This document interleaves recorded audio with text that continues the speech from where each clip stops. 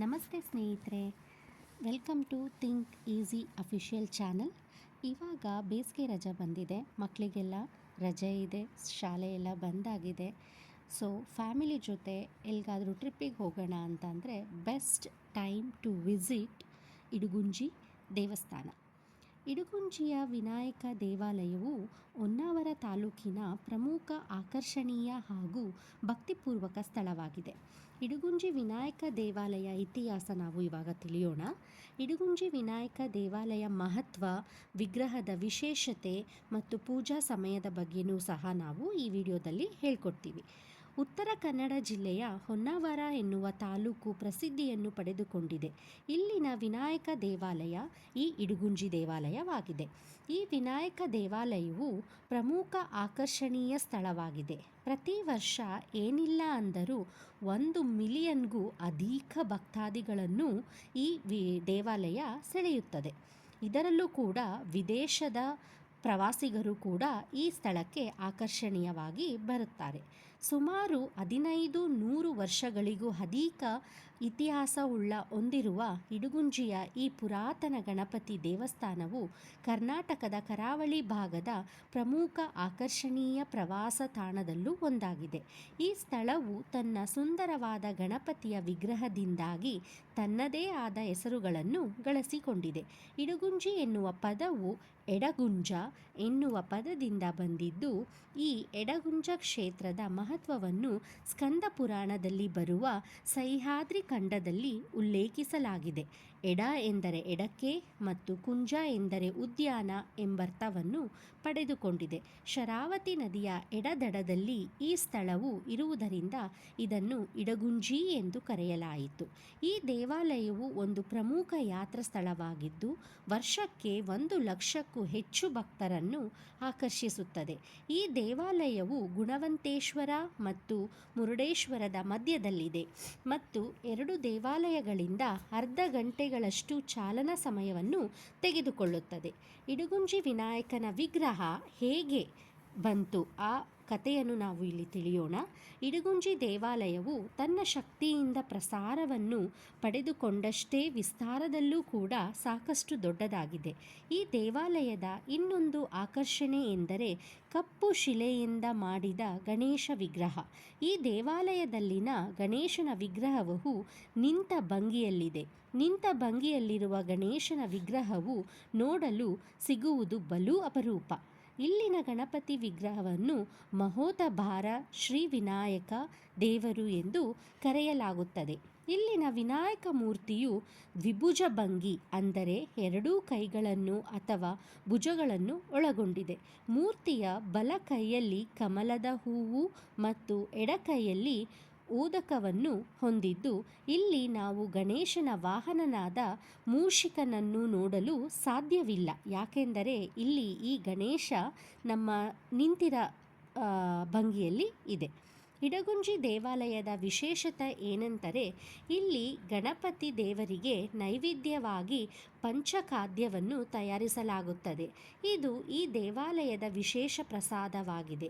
ಯಾವುದೇ ಓರ್ವ ಭಕ್ತನು ತಾನು ಆಳವಾದ ಸಮಸ್ಯೆಯನ್ನು ಎದುರಿಸುತ್ತಿದ್ದಾಗ ಎಷ್ಟೇ ಪ್ರಯತ್ನಿಸಿದರೂ ಆ ಸಮಸ್ಯೆಗಳಿಗೆ ಪರಿಹಾರವೆಂಬುದು ಸಿಗದಿದ್ದಾಗ ಇಲ್ಲಿನ ಇಡಗುಂಜಿ ಗಣೇಶನನ್ನು ಸ್ಮರಿಸಿ ನಮ್ಮ ಸಮಸ್ಯೆಗಳನ್ನು ದೂರ ಮಾಡೆಂದು ಎಂದು ಪ್ರಾರ್ಥಿಸಿದರೆ ಆ ಗಣೇಶನು ಭಕ್ತನ ಮೊರೆಯನ್ನು ಕೇಳಿಸಿಕೊಂಡು ನಿಮ್ಮ ಸಮಸ್ಯೆಗಳನ್ನು ಪರಿಹಾರ ಮಾಡಿದ ಬಳಿಕ ನೀವು ಇಡಗುಂಜಿ ದೇವಸ್ಥಾನಕ್ಕೆ ಬಂದು ಇಲ್ಲಿನ ಗಣೇಶನಿಗೆ 5 ರೂಪಾಯಿ ಅಥವಾ 10 ರೂಪಾಯಿ ಕಾಣಿಕೆಯನ್ನು ಅರ್ಪಿಸಿದರೆ ಅವನು ಸಂತೃಪ್ತನಾಗುತ್ತಾನೆ. ಇದರಿಂದ ಇಡಗುಂಜಿ ಮಹೋದಭಾರ ಶ್ರೀ ವಿನಾಯಕ ಆಶೀರ್ವಾದವನ್ನು ಶಾಶ್ವತವಾಗಿ ಪಡೆದುಕೊಳ್ಳುತ್ತೀರಾ. ಆದ ನಂತರ ಇಡಗುಂಜಿ ದೇವಾಲಯದ ಇತಿಹಾಸ ಇವಾಗ ನಾವು ತಿಳಿಯೋಣ.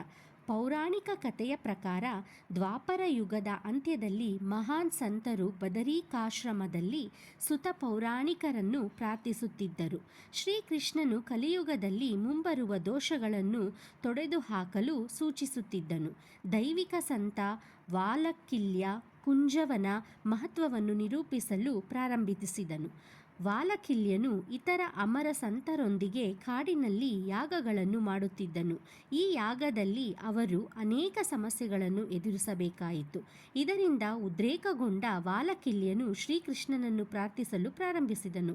ಉದಾತ್ತ ಸಂತನಾದ ನಾರದನು ವಾಲಕಿಲ್ಯನನ್ನು ನೋಡಲು ಭೂಲೋಕಕ್ಕೆ ಬಂದನು. ನಾರದನು ಸೌಹಾರ್ದಯುತವಾಗಿ ಮತ್ತು ಸಂತೃಪ್ತಿಯಿಂದ ಸ್ವಾಗತವನ್ನು ಸ್ವೀಕರಿಸಿದನು. ವಾಲಕಿಲ್ಯನು ತನ್ನ ಕಷ್ಟಕರ ಪರಿಸ್ಥಿತಿಯನ್ನು ದೈವಿಕ ಸಂತನಿಗೆ ವಿವರಿಸಿದನು ಮತ್ತು ಅವನ ದಾರಿಯಲ್ಲಿನ ಅಡೆತಡೆಗಳನ್ನು ಎದುರಿಸಲು ಪ್ರಾಯೋಗಿಕ ಪರಿಹಾರಗಳನ್ನು ಸೂಚಿಸುವಂತೆ ವಿನಂತಿಸಿದನು. ಆಗ ನಾರದರು, ನಿನ್ನ ಯಾಗಕ್ಕೆ ಯಾವುದೇ ತೊಂದರೆಗಳು ಬಾರದಂತೆ ಯಾಗವನ್ನು ಆರಂಭಿಸುವ ಮುನ್ನ ವಿಘ್ನ ನಿವಾರಕನಾದ ಗಣೇಶನನ್ನು ಪ್ರಾರ್ಥಿಸು ಎಂದು ಸಲಹೆಯನ್ನು ನೀಡಿದನು. ವಾಲಕಿಲ್ಯನು ನಾರದನನ್ನು ಪೂಜಿಸಲು ಸೂಕ್ತವಾದ ಸ್ಥಳವನ್ನು ತೋರಿಸಲು ಕೇಳಿಕೊಂಡನು. ನಾರದನು ವಾಲಕಿಲ್ಯ ಮತ್ತು ಇತರ ಸಂತರೊಂದಿಗೆ ಸೂಕ್ತವಾದ ಸ್ಥಳವನ್ನು ಹುಡುಕಲು ಪಶ್ಚಿಮಕ್ಕೆ ಅಲೆದಾಡಿದನು. ಅವರು ಶರಾವತಿ ನದಿಯನ್ನು ದಾಟಿದರೂ ಆ ಸ್ಥಳವು ಹೆಚ್ಚು ಆಕರ್ಷಿತವಾಗಿತ್ತು. ನಾರದನು ಶರಾವತಿಯ ಎಡಭಾಗದಲ್ಲಿ ಕೆಲವು ಮೈಲುಗಳ ದೂರದಲ್ಲಿ ಒಂದು ನಿಖರವಾದ ಸ್ಥಳವನ್ನು ಗುರುತಿಸಿದನು. ಆ ಸ್ಥಳಕ್ಕೆ ಕುಂಜರಣ್ಯ ಎಂದು ಹೆಸರಿಡಲಾಯಿತು. ಇದು ಅವರ ಪ್ರಾಯಶ್ಚಿತ್ತ ಚಟುವಟಿಕೆಗಳಿಗೆ ಅರ್ಹವಾದ ಸ್ಥಳವಾಗಿತ್ತು. ಈ ಸ್ಥಳದ ಮಹತ್ವವನ್ನು ಹೇಳುತ್ತಾ ನಾರದನು ಈ ಹಿಂದೆ ದೈತ್ಯ ರಾಕ್ಷಸರ ಸಂಹಾರಕ್ಕೆ ತ್ರಿಮೂರ್ತಿಗಳಾದ ಬ್ರಹ್ಮ, ವಿಷ್ಣು ಮತ್ತು ಮಹೇಶ್ವರರು ಭೇಟಿ ನೀಡುವುದರ ಬಗ್ಗೆ ಹೇಳುತ್ತಾನೆ. ತ್ರಿಮೂರ್ತಿಗಳು ಇಲ್ಲಿ ಚಕ್ರತೀರ್ಥ ಮತ್ತು ಬ್ರಹ್ಮತೀರ್ಥ ಎಂದು ಕರೆಯಲ್ಪಡುವ ಸರೋವರಗಳನ್ನು ಸಹ ರಚಿಸಿದ್ದರು. ಈ ಸ್ಥಳ ನಿಜಕ್ಕೂ ಆಧ್ಯಾತ್ಮಿಕ ಸ್ಫೂರ್ತಿಧಾಮವಾಗಿದೆ ಎಂದು ಅವನು ವಿವರಿಸುತ್ತಾನೆ. ಇದನ್ನು ಎಲ್ಲ ಸಂತಸರಿಗೆ ಚಿತ್ರಿಸಿದ ನಂತರ ನಾರದನು ಸಂತರ ಸಹಾಯದಿಂದ ದೇವತೀರ್ಥ ಎಂಬ ಹೆಸರಿನ ಮತ್ತೊಂದು ಸರೋವರವನ್ನು ನಿರ್ಮಿಸಿದನು. ನಂತರ ಅವರು ಇಲ್ಲಿಗೆ ಗಣಪತಿಯೊಂದಿಗೆ ಇತರೆ ದೇವರುಗಳನ್ನು ಕೂಡ ಕರೆತರಲು ಮುಂದಾದರು. ಸಂತರು ಕುಂಜರಣ್ಯದಲ್ಲಿ ಕೈಗೊಂಡ ಪೂಜೆಯಲ್ಲಿ ಪಾಲ್ಗೊಳ್ಳಲು ನಾರದರು ಬ್ರಹ್ಮ, ವಿಷ್ಣು ಮತ್ತು ಮಹೇಶ್ವರರನ್ನು ಸಂಪರ್ಕಿಸಿದರು. ಅಡೆತಡೆಗಳ ನಿವಾರಣೆಗಾಗಿ ಪಾರ್ವತಿಯ ಮಗ ಗಣಪತಿಯನ್ನು ಸಂತರ ಬಳಿಗೆ ಕಳುಹಿಸಲು ಪಾರ್ವತಿಯನ್ನು ನಾರದನು ವಿನಂತಿಸಿಕೊಂಡನು. ನಂತರ ಗಣಪತಿಯೂ ಸೇರಿದಂತೆ ಇನ್ನುಳಿದ ದೇವರುಗಳು ಕೂಡ ಪೂಜೆಗೆ ಬಂದು ಕುಳಿತರು. ಮಹಾನ್ ಸಂತರು ಮತ್ತು ಸ್ವರ್ಗೀಯರು ಗಣಪತಿಯನ್ನು ಸ್ತುತಿಸಿ ಸ್ತೋತ್ರಗಳನ್ನು ಪಠಿಸಿದರು. ಭವ್ಯವಾದ ಪೋಷಕು ತೊಟ್ಟಿದ್ದ ಗಣಪತಿಯು ತನ್ನ ಒಂದು ಕೈಯಲ್ಲಿ ಮೋದಕ ಮತ್ತು ಇನ್ನೊಂದು ಕೈಯಲ್ಲಿ ಪದ್ಮವನ್ನು ಹಿಡಿದಿದ್ದನು. ಸಂತರು ತನ್ನ ಮೇಲೆ ತೋರಿಸಿದ ಅಪಾರವಾದ ಭಕ್ತಿಯಿಂದ ಸಂತುಷ್ಟನಾದ ಗಣಪತಿಯು ತನ್ನ ಭಕ್ತರ ಇಷ್ಟಾರ್ಥಗಳನ್ನು ಪೂರೈಸುವ ಬಯಕೆಯನ್ನು ವ್ಯಕ್ತಪಡಿಸಿದನು. ಇತರ ದೇವರುಗಳನ್ನು ಗೌರವಿಸಲಾಯಿತು ಮತ್ತು ಸಮಾನವಾಗಿ ಪರಿಗಣಿಸಲಾಯಿತು. ಅವರು ತಮ್ಮ ಆರಾಧಕರನ್ನು ಸಹ ಆಶೀರ್ವದಿಸಿದರು. ಇತರ ದೇವರುಗಳು ತಮ್ಮ ಮೂಲ ಸ್ಥಳಗಳಿಗೆ ಹೋಗಲು ಮನವಿಯನ್ನು ಮಾಡಿಕೊಂಡರು. ಗಣಪತಿಯು ತನ್ನ ಭಕ್ತರ ಇಷ್ಟಾರ್ಥಗಳನ್ನು ಪೂರೈಸಲು ನಿರ್ಧರಿಸಿದನು. ದೇವರುಗಳು ತಮ್ಮ ಸರ್ವಜ್ಞ ಶಕ್ತಿಯ ಒಂದು ಭಾಗವನ್ನು ಅಲ್ಲಿ ಸುತ್ತುವರಿದಿರುವ ವಿವಿಧ ಸರೋವರಗಳಲ್ಲಿ ಬಿಡುವಂತೆ ಸೂಚಿಸಿದರು. ಈ ಪುರಾಣದ ಪ್ರಕಾರ ಗಣಪತಿಯು ಈಗ ಇಡುಗುಂಜಿ ಎಂದು ಹೆಸರಾಗಿರುವ ಕುಂಜಾರಣ್ಯದಲ್ಲಿ ನೆಲೆಸಿದ್ದಾನೆ ಎನ್ನುವ ನಂಬಿಕೆಯಿದೆ. ಇಂದಿಗೂ ಕೂಡ ಇಲ್ಲಿನ ಗಣೇಶನು ತನ್ನನ್ನು ಬೇಡಿ ಬಂದ ಭಕ್ತರ ಕೈ ಬಿಡಲಾರ ಎನ್ನುವ ನಂಬಿಕೆ ಇದೆ.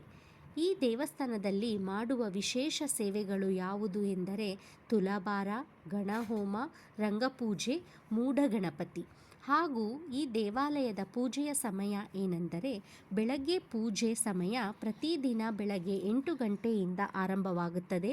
ಪ್ರತಿದಿನ ಮಧ್ಯಾಹ್ನ 12 ಗಂಟೆಯಿಂದ ಆರಂಭವಾಗುತ್ತದೆ. ರಾತ್ರಿ ಪೂಜೆಯ ಸಮಯ ಮಧ್ಯರಾತ್ರಿ 12 ಗಂಟೆಗೆ ಹಾಗೂ ಬೆಳಗಿನ ದರ್ಶನ ಸಮಯ 6 ಗಂಟೆಯಿಂದ ಮಧ್ಯಾಹ್ನ 1 ಗಂಟೆಯವರೆಗೆ. ಮಧ್ಯಾಹ್ನ ದರ್ಶನದ ಸಮಯ 3 ಗಂಟೆಯಿಂದ ರಾತ್ರಿ 8:30ರವರೆಗೆ ಹಾಗೂ ಬೆಳಗ್ಗೆ ಅಭಿಷೇಕದ ಸಮಯ 6 ಗಂಟೆಯಿಂದ 11 ಗಂಟೆಯವರೆಗೆ ಇರುತ್ತದೆ ಹಾಗೂ ಕೊನೆಯದಾಗಿ ಮಹಾ ಅಭಿಷೇಕ ಸಮಯ ರಾತ್ರಿ 7 ಗಂಟೆಗೆ ಆಗಲಿದೆ. ಈ ಸಂಪೂರ್ಣ ಮಾಹಿತಿಯನ್ನು ತಾವು ಕೇಳಿಸಿಕೊಂಡ ವೀಕ್ಷಕರಿಗೆ ತುಂಬ ಧನ್ಯವಾದಗಳು. ಈ ಮಾಹಿತಿ ನಿಮಗೆ ಇಷ್ಟವಾದಲ್ಲಿ ಅಥವಾ ಲೈಕ್ ಮಾಡಿ, ಶೇರ್ ಮಾಡಿ, ಕಮೆಂಟ್ ಮಾಡಿ ಹಾಗೂ ಸಬ್ಸ್ಕ್ರೈಬ್ ಮಾಡಿ. Thank you watching the video. Once again thank you all.